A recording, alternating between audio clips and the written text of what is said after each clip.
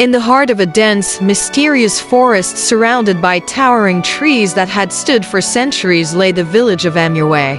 This village was a place of striking beauty, where the land was fertile and green, and the people lived in harmony with nature. The air was always fresh, carrying the scent of wildflowers and the sound of birdsong. In this peaceful village, there lived a young man named Obina, known far and wide for his gentle heart and unyielding desire for peace. Obina had grown up believing that the world could be made better by kindness alone. He was the first to offer a hand in friendship and the last to raise his voice in anger. He believed that conflicts were like storms, they could be weathered with patience until the skies cleared.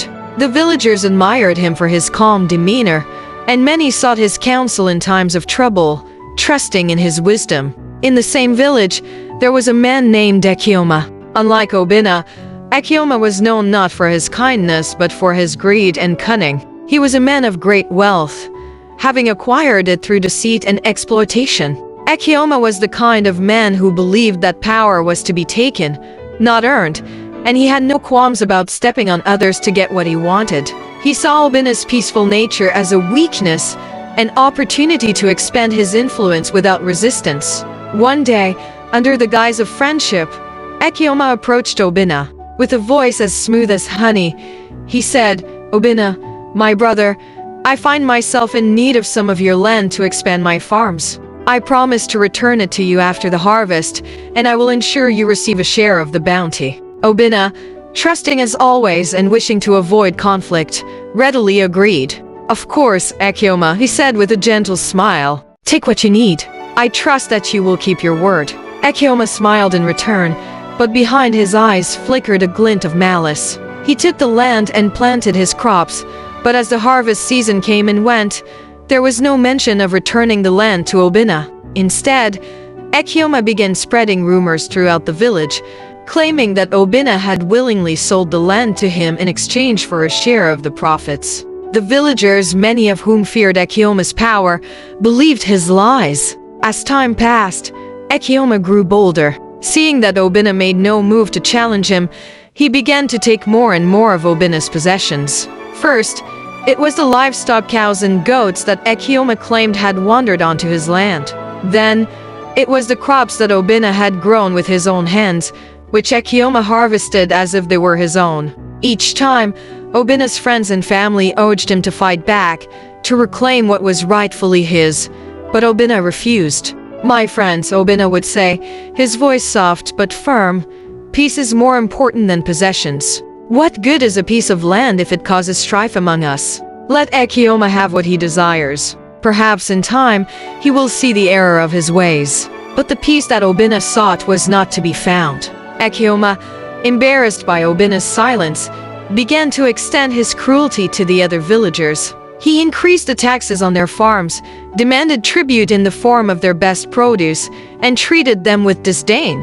The once peaceful village of Amurway was now overshadowed by fear and resentment. The villagers who once admired Obina's kindness now whispered that his unwillingness to act had allowed a tyrant to rise. One night, as the village lay under the blanket of darkness, Obina had a dream. In this dream, he found himself in a clearing deep within the forest, where the trees stood tall and foreboding, their branches twisted and gnarled. The air was thick and still heavy with the weight of unseen eyes. As Obina stood there, a figure slowly emerged from the shadows, a massive python, its scales shimmering in the moonlight, its eyes glowing with ancient wisdom. The python coiled around the base of a great tree, its voice hissing and echoing through the air. "Obina," it began, "you have allowed your desire for peace to blind you to the suffering of your people. Peace without justice is a lie. You have let a serpent into your home, and now it has devoured your heart. There is a time to be kind, but there is also a time to strike, like the lightning that splits the sky. You must awaken, Obina, and take back what is yours before it is too late." Obina awoke with a start, his heart pounding as the python's words lingered in his mind. The truth struck him like a blow. His silence had not brought peace but only allowed Ekioma's tyranny to grow unchecked. His inaction had caused pain not only to himself but to the entire village. He realized that by refusing to stand up for what was right, He had not kept the peace, he had only paved the way for greater evil. The following morning, Obinna rose before the sun and made his way to the village square. The sky was still dark, but a faint light began to creep over the horizon, as if heralding a new beginning. As the villagers gathered, drawn by the unusual sight of Obinna standing alone in the square, he began to speak, his voice strong and clear. "My people," Obinna called out, his voice echoing through the quiet morning air. "I have made a grave mistake. I believed that by remaining silent, I could protect the peace of our village. But I see now that I was wrong. Peace cannot exist where injustice thrives. Ekioma has taken from us all. He has stolen not only our lands and our goods, but also our dignity and our spirit. Today, this ends." The villagers who had long suffered under Ekioma's rule listened in stunned silence. They had never heard Obinna speak with such resolve. As he continued, their silence turned to murmurs of agreement, and soon those murmurs grew into a chorus of voices, each one recounting the wrongs they had endured at Ekioma's hands.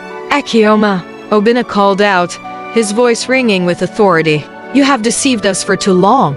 You have taken what is not yours, and you have ruled through fear and lies. No more. You must return what you have stolen and leave this village, or face the consequences of your actions." Ekioma, who had always believed that Obinna was too weak to challenge him, was taken aback. He tried to laugh it off, but his voice wavered as he saw the determination in Obinna's eyes and heard the rising anger of the villagers. He realized that the power he had so easily taken was now slipping through his fingers. Seeing that the villagers were united against him, Ekioma had no choice but to concede.